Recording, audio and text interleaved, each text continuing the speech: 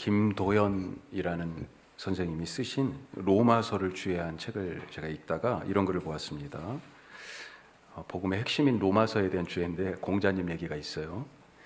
공자가 쓴 논어를 읽고 그 제자 정자가 이런 얘기를 했다고 합니다. 논어를 읽음에 어떤 자는 읽고 나서 그 중에 한두 구절을 깨닫고 기뻐한다. 또 어떤 자는 읽고 나서 참으로 배움을 즐기는 경지에 오르기도 한다.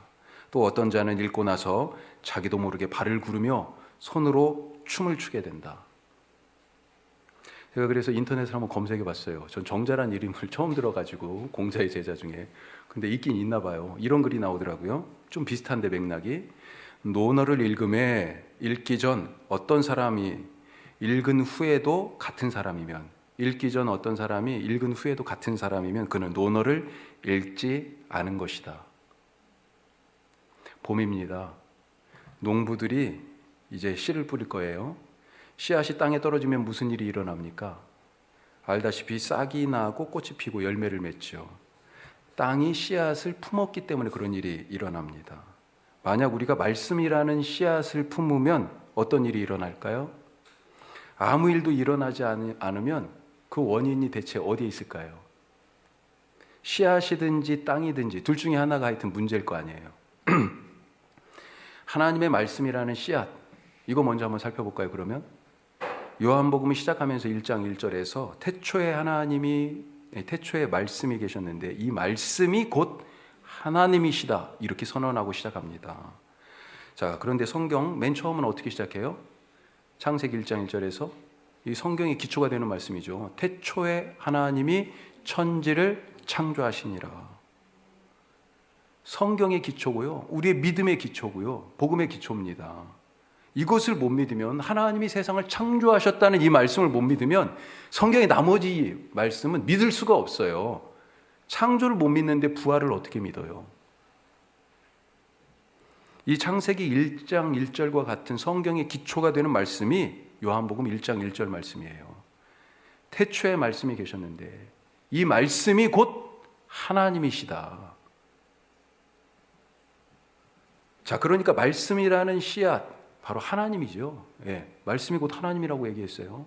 그러니까 말씀이라는 씨앗이 능력이 없어서, 생명력이 없어서 자라지 못하고 결실을 맺지 못하는 것이 아니라는 것입니다. 씨앗이 땅에 뿌려졌는데도 불구하고 아무런 일이 일어나지 않는다면 그것은 말씀의 문제가 아니라, 말씀인 씨앗의 문제가 아니라 문제는 뭐예요? 씨앗이 떨어진 땅의 문제다. 땅의 문제예요. 예수님은 이것을 천국 비유를 통해서 말씀하셨잖아요. 씨 뿌리는 자, 이 씨가 어디에 떨어졌어요? 길가, 돌짝밭, 가시덤불. 밭이 문제구나, 땅이 문제구나 말씀해 주셨어요. 오늘 말씀을 듣고 나에게 아무 일도 일어나지 않는다면 그것은 내게 문제가 있는 것 아니에요? 말씀을 들었는데 내 성품이 변하지 않고 내 행동이 변하지 않고 내 신앙이 자라지 않는다면, 그래서 말씀을 듣기 전이나 말씀을 들은 후나 예배를 드리기 전이나 예배를 드린 후나 똑같다면, 나는 이런 사람이니까 말씀을 듣고도 예배를 드리고도 나는 이런 사람이니까 난 그냥 이렇게 살래, 그렇게 이해해 주세요, 이렇게 말할 수 없다는 것입니다.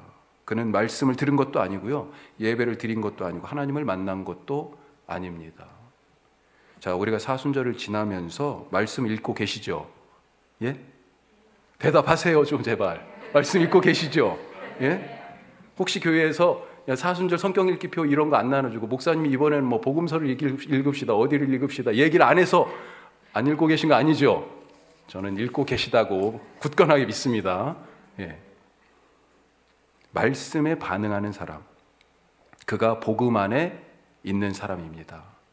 그 반응이 기쁨과 즐거움일 수도 있고요, 드러난 이 말씀 앞에 딱 거울처럼 이 말씀 앞에 딱 섰을 때 그 드러난 죄에 대한 부끄러움이나 가슴 치는 회개, 이런 반응일 수도 있고요, 삶의 현장에서 매 순간순간 맞닥뜨리는 그런 선택, 예전에는 이렇게 선택했는데 이제 이 선택이 복음 때문에, 말씀 때문에 변화하는 그런 선택의 변화로 그 반응이 나타날 수도 있고요, 또 어떻게 하면 내 성품이, 내 삶이, 내가 하는 일에 주님을 닮아갈 수 있을까? 그런 몸부림일 수도 있다라고 하는 것입니다. 말씀을 들은 사람은 무슨 반응이든지 하게 돼 있어요. 그런 반응이 일어나야 되는 것이 맞고요. 오늘 말씀으로 세상이 창조된 것처럼 하나님께서 그렇게 말씀으로 세상을 만드신 것 같은 그런 놀라운 일이 내 삶에서 이루어질 수 있기를 간절히 바랍니다. 말씀이신 예수님이 구원하신 것처럼 내 삶의 구원의 감격과 영생의 기쁨이 흘러넘치시기를 바랍니다. 성령님이 도우시잖아요. 그래서 나의 내 삶에 내 십자가를 지고 주님을 따르는 그런 즐거운 순종과 헌신이 우리의 삶에서 나타날 수 있기를 주님의 이름으로 축복합니다. 자, 오늘 말씀은 지난주는 우리 선교사님이 오셔서 말씀 전했고 그 전주 지난번에 나눴던 말씀에 이어서예요. 예수님이 죽었던 나사로를 살리신 그 장면에 이어집니다. 11장에서 예수님께서는 죽은 나사로를 살리신 후에 경계를 많이 받았어요. 대제사장 일당이 이런 놀라운 일이 일어났다는 소문을 듣고 예수님을 더욱더 증오하고 경계하고 결국은 잡아 죽이기로 더 구체적으로 이제 모의를 하기 시작한 거죠. 그러자 예수님께서 광야 쪽으로 몸을 피하십니다. 그게 11장 마지막 부분에 나와 있어요. 그러지만 이제 드디어 때가 되었습니다. 때가 되었어요. 그 옛날 이집트의 종살이에서 이 백성들을 구원하신 명절이 어떤 때예요? 그날이 유월절이죠. 그래서 이 이스라엘 사람들은 그것을 명절로, 그것도 제일 큰 명절로 지키고 있는데 그 유월절이 이제 가까워오고 있습니다. 그러자 예수님께서는 똑같은 구원 사건을 지금 준비하고 계시는 거예요. 구원을 위해서 유월절 양이 죽은 것처럼 당신이 죽으실 때가 됐음을 아셨습니다. 그래서 오늘 1절 말씀에 시간과 공간의 배경이 나오는데 뭐라고 나와요? 유월절 엿새 전에 다시 예루살렘 근처 나사로가 사는 그 동네 베다니에 오셨습니다. 그리고 오늘 읽으신 말씀처럼 어때요? 유대인들이 지금 예수님이 오셨다는 소식을 듣고 나사로의 집에 막 다 몰려들었어요. 예수님을 보러 왔습니다. 예수님이요, 갈릴리가 주 무대였잖아요. 갈릴리에서 뿐만 아니라 가끔씩 오셨던 이 예루살렘에서도 아주 여러 가지 일을 하셔가지고 지금 논쟁적인 인물이에요. 예. 어떤 사람들은 문제거리로 보지만 어떤 사람들은요, 예수님을 통하여 어떤 기대도 품고 있어요. 요한복음의 기록으로만 보면 예수님은 뭐라고 말씀하셨냐면 더 많은 말씀이 있지만 나는 생명의 물이다. 내가 생명의 떡이다. 내가 세상의 빛이다. 이런 말씀들을 쭉 하셨잖아요. 내가 포도나무다. 예, 부활이요 생명이다. 이런 말씀뿐만 아니라 유대인들을 더욱더 화나게 하고 열받게 했던 말씀은 뭐냐면 아버지와 나는 하나다. 이런 말씀을 하셨어요. 그래서 심지어 아버지가 내 안에 내가 아버지 안에 우리는 분리할 수 없는 아버지와 나는 하나다. 신성 모독을 느낀 거죠. 예수님의 이런 말씀과 선언들 속에서 대제사장 일당이 이 말씀에 분개했습니다. 예수님이 그런 말씀을 한마디씩 하면 할수록 벽돌을 하나씩 더 올려놓는 것처럼 그 분노가 쌓여져 갔어요. 더군다나 말씀뿐만 아니라 어떤 일을 하셨어요? 5장에 보면 베데스다 연못에서 38년 된 병자를 고쳤습니다. 아무도 뭘 할 수 없는 사람을 그렇게 해냈어요. 고치셨어요. 9장에 보면요, 날 때부터 지금까지 한 번도 보지 못한 사람을 실로암 못가에 보내가지고 눈뜨게 하셨어요. 야, 이런 기적들의 절정이 어디에 있습니까? 바로 오늘 읽은 말씀 바로 앞에 11장에 나사로가 죽었는데 이 죽었던 나사로, 죽은 사람을 살리셨어요. 그것도 무덤에 이미 장사까지 다 지냈습니다. 4일이나 지났어요. 그런데 그를 살리셨어요. 나사로 때문에 특별히 예수님을 믿는 사람들이 많아졌다고 지금 계속 기록하고 있습니다. 그래서 대제사장 일당은 더 초조합니다. 예수의 입 새가 더 커지기 전에 이걸 어떻게 막아야 되는데, 그래서 빨리 증거인멸, 나사로도 죽이고, 나사로 죽여버리면 되잖아요. 부활의 증거가 없어지는 거잖아요. 그렇죠? 나사로도 죽이고 뿐만 아니라 최종적으로 예수님을 빨리 죽여야 되겠다, 처리해야 되겠다, 이런 마음을 먹게 되죠. 자, 이런 상황에서 예수님이 이제 때가 된 것을 아시고 유월절이 가까우셨으니까 죽었다가 살아난 나사로의 집, 바로 예루살렘 근처예요. 1시간도 안 걸려요. 예루살렘에서 한 30분만 걸어가면 돼요. 그 집에 오신 것입니다. 그러자 유대인들이 예수님도 보고 죽었다 살아났다는 나사로도 보려고, 직접 보려고 이 나사로의 집에 몰려들었습니다. 예수님의 이런 방문에 나사로, 그리고 그 자매들 마르다와 마리아, 이 자매는 너무 기뻐가지고 지금 잔치를 벌였다고 돼 있어요. 나사로는 예수님과 함께 앉아있고 마르다는 잔치를 준비합니다. 그때 마리아가 갑자기 지극히 비싼 나드라고 하는 이 향유 한 병을 들고 와서 예수님의 발에 붓습니다. 자, 오늘 이 말씀을 가지고 우리가 한 걸음 더 들어가 보죠. 첫 번째로 은혜에 감사하며 살자는 것입니다. 은혜에 감사하며 살자. 마리아가 왜 향유를 부었을까요? 이 자리가 무슨 자리라고요? 앞에 1, 2, 3절 쭉 보세요. 뭐라고 돼 있어요? 잔치 자리예요. 잔치를 열었다고 돼 있습니다. 나사로가 살아난 것을 축하하는 것이고요. 지금 예수님이 다시 방문하셨잖아요. 이 예수님께 감사하는 자리입니다. 그래서 나사로가 지금 예수님하고 나란히 같이 앉아 있어요. 주인공처럼. 예.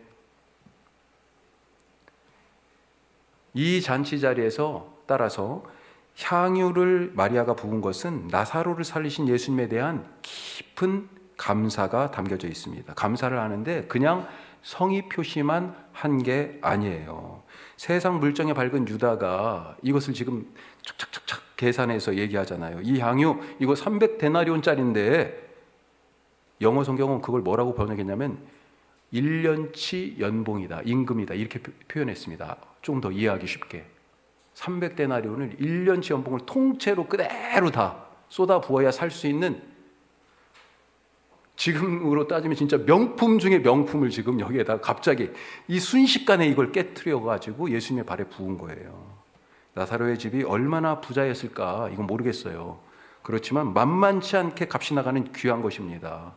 마리아가 예수님보다 나사로하고 예수님이 친구였다 이렇게 생각하니까 마리아가 예수님보다 좀 더 어렸다 이렇게 생각이 되는데, 그렇게 따지면 예수님이 한 30쯤 되셨으니까 한 20대였을 것 같아요. 그때 당시에 이 20대였을, 그것도 여성으로서의 마리아가 뭔가를 가지고 있다면 이것이 바로 그녀의 전부였을 거다 이렇게 생각이 되는 거죠. 그런데도 불구하고 아깝지 않게 예수님께 이 향유를 부었습니다.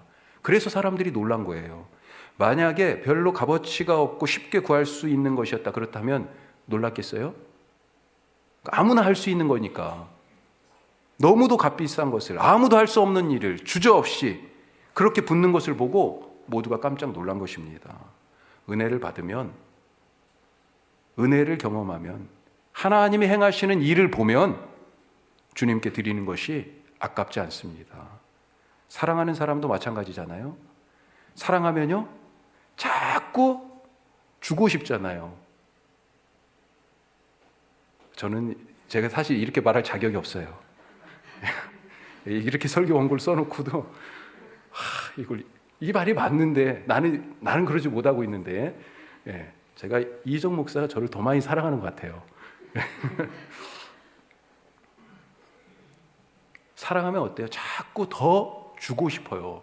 주고 싶은데 더 많이도 주고 싶지만 뭘 주고 싶어요? 더 좋은 것을, 그것도 가장 좋은 것을 주고 싶은 게 바로 우리의 진짜 본심 아닙니까?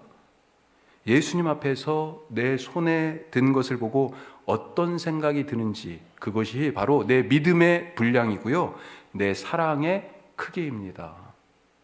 자, 그런데 유다는 어땠습니까? 유다는 계속해서 예수님과 누구보다도 밀착하여서 그렇게 생활하고 있었어요. 누구보다도 더 많은 사랑, 더 많은 말씀을 듣고 받았다는 것이요. 그래서 곁에서 그렇게 무슨 일이 일어나는지 다 보고 경험하고 은혜를 가장 먼저 받는 그런 특권을 누린 제자입니다. 자, 그런데도 그는 예수님께 드리기보다는요, 돈꾀에 돈을 슬쩍 했다. 그렇게 지금 오늘 요한은 기록하고 있어요.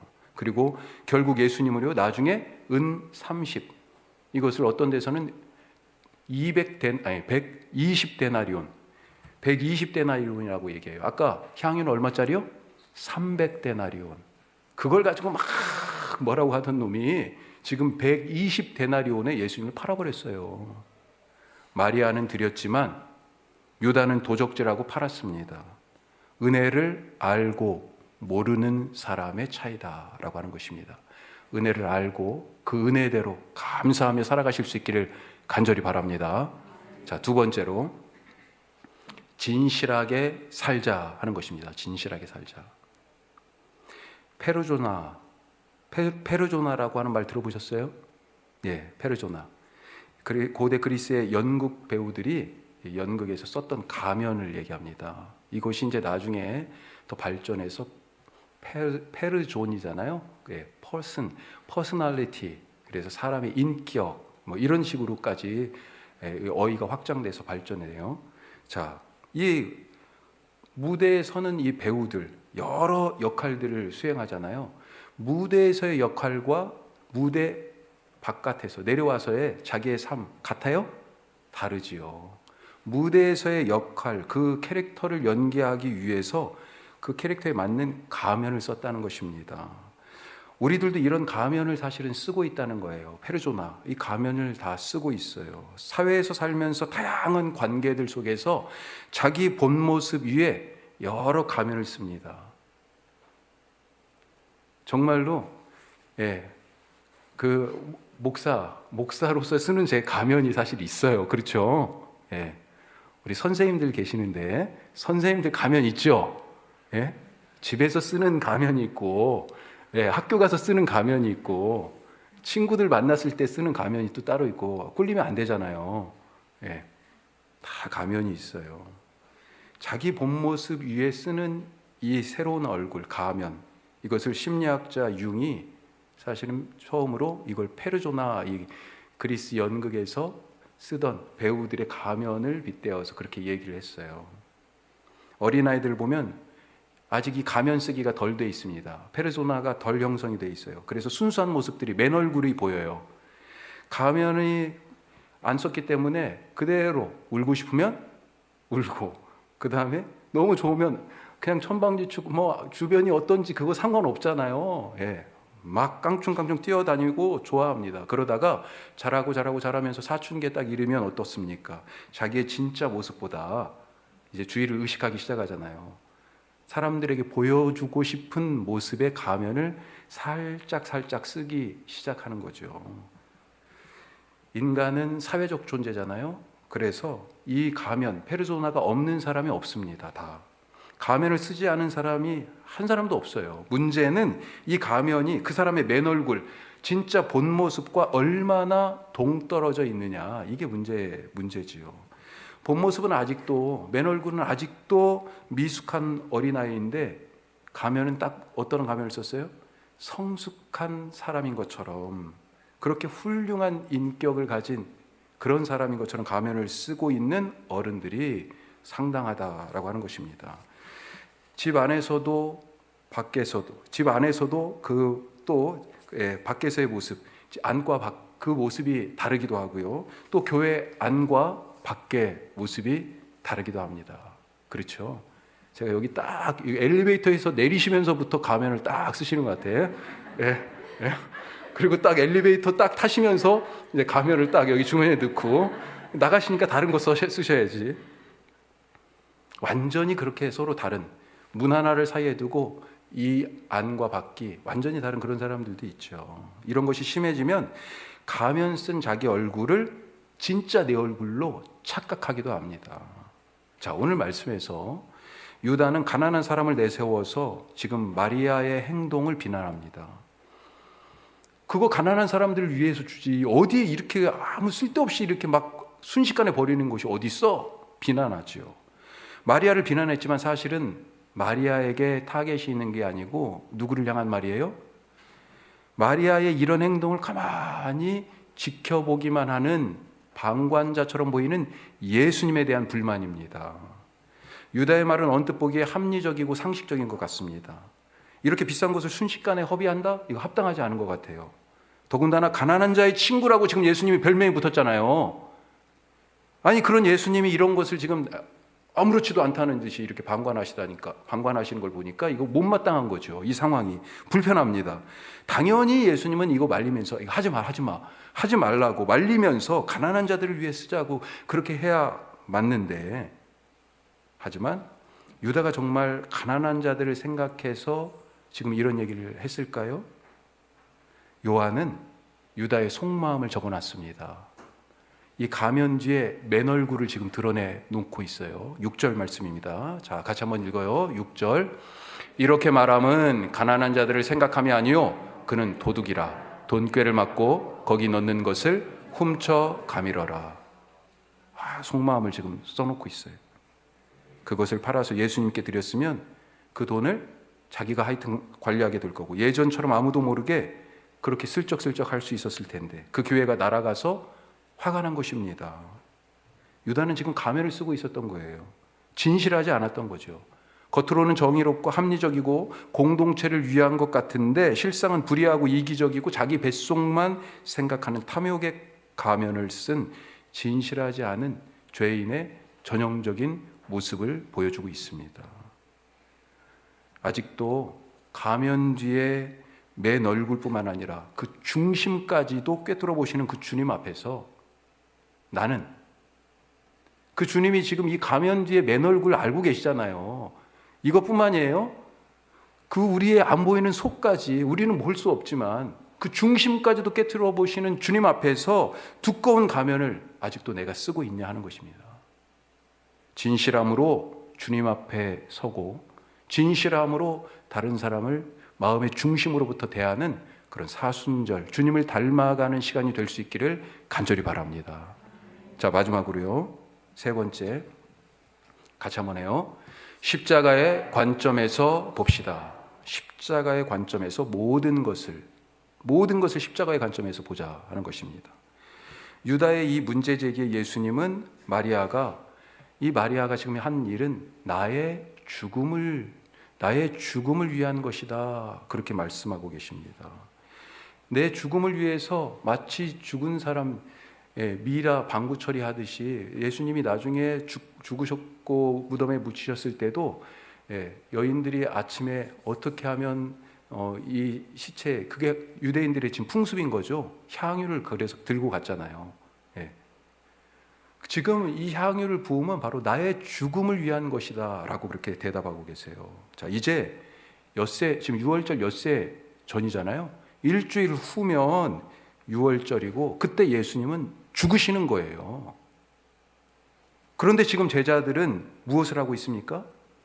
이 제자들은 관심이 딴 데가 있어요.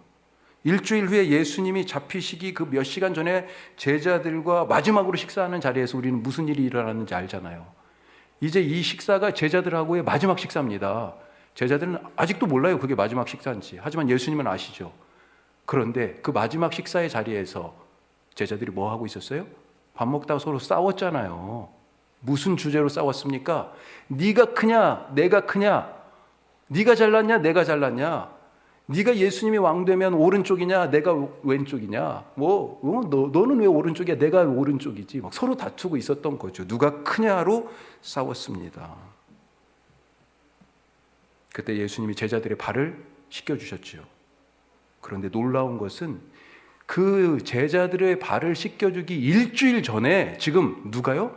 마리아가 예수님의 발을 그냥 물이 아니라 가장 값비싼 자기의 인생 전체가 담겼을 만한 이 향유를 깨뜨려서 예수님의 발을 씻어드리고 있다는 것입니다. 예수님은 이것이 일주일 후에 십자가에서 이 6월절 어린 양이 되셔서 세상 모든 죄를 지고 죽으실 당신의 죽음을 위한 것이다 알고 계셨어요.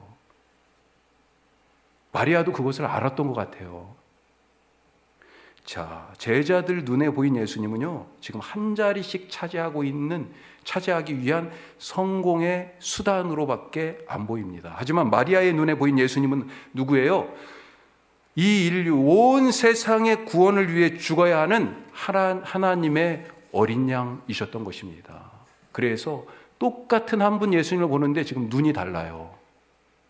자, 오늘 이 향유를 부은 이 일을 두고도 어떻습니까? 유다는 향유가 얼마짜리인지로 이 일을 바라보고 있지만 예수님은요, 이 일을 값으로 따질 수 없는 온 세상의 구원, 그 십자가를 통한 구원의 관점에서 지금 바라보고 계십니다.